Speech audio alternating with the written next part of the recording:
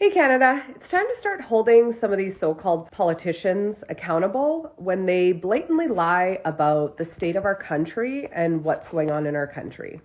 Every Canadian with a fully developed frontal lobe has a responsibility to keep pushing back against these people, push back against grievance politics that deliberately distort reality, align with foreign interference narratives, and basically try to convince people that Canada isn't worth defending. Because it's happening on the daily now, multiple times a day. And it is time to push back against all of these people. And everybody has the ability in one form or another to use their voice, whether it's written or verbal, to push back. Thankfully, this guy was voted out last year, but he was a former Conservative MP. Canada was never pursuing a free trade deal with China. That claim is simply false. This was routine trade diplomacy, fully compliant with the USMCA, exactly how a sovereign country defends its own interests.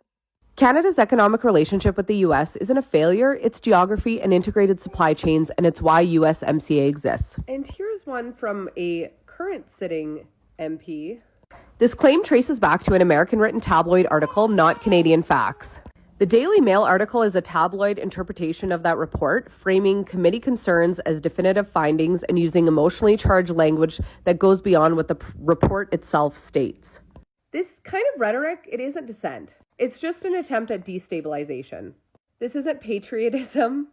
It's sabotage dressed up as outrage.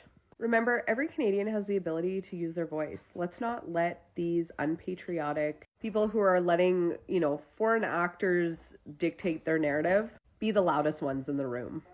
Canada is worth defending, and don't let anybody, especially a Conservative MP, tell you otherwise.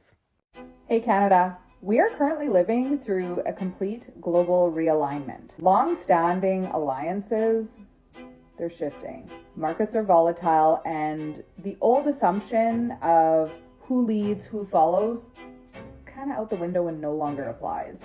This exact moment in history and time that we're living in is when countries fracture if they continue to let themselves be governed by red versus blue thinking. Canada doesn't need American politics imported into our identity. No, thank you. We also don't need to pretend that we're either owned by the United States, that we're better off just surrendering our sovereignty to them. That mindset, it isn't realism, okay? This comes from people in our country that are insecure. They're afraid to lead. They're afraid of what's to come.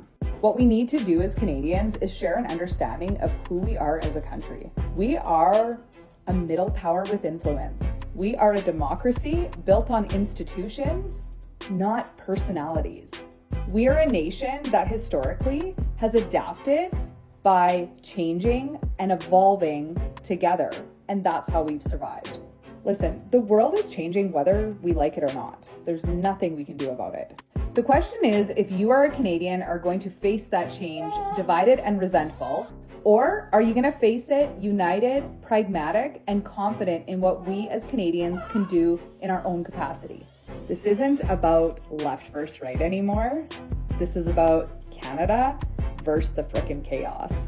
And unity doesn't mean just blindly agreeing on everything, because that's never going to happen and it's not realistic.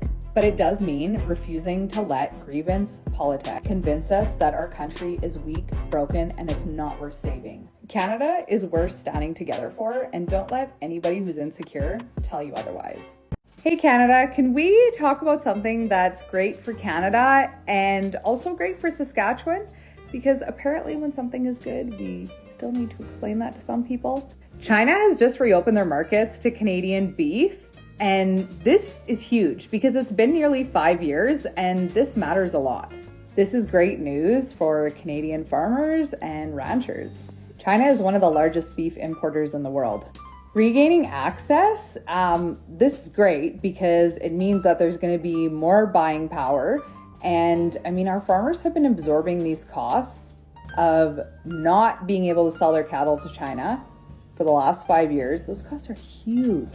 This is great for the Canadian economy because when our rural farmers do great, the rural economy does great.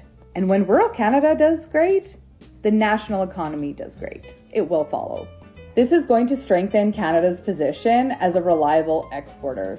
And it's also going to reduce risk by not depending on a single market. This is called economic resilience, and the adults in the room love it. Now, if your reaction to this news is anger, I don't think your issue is trade policy. It's probably grievance politics.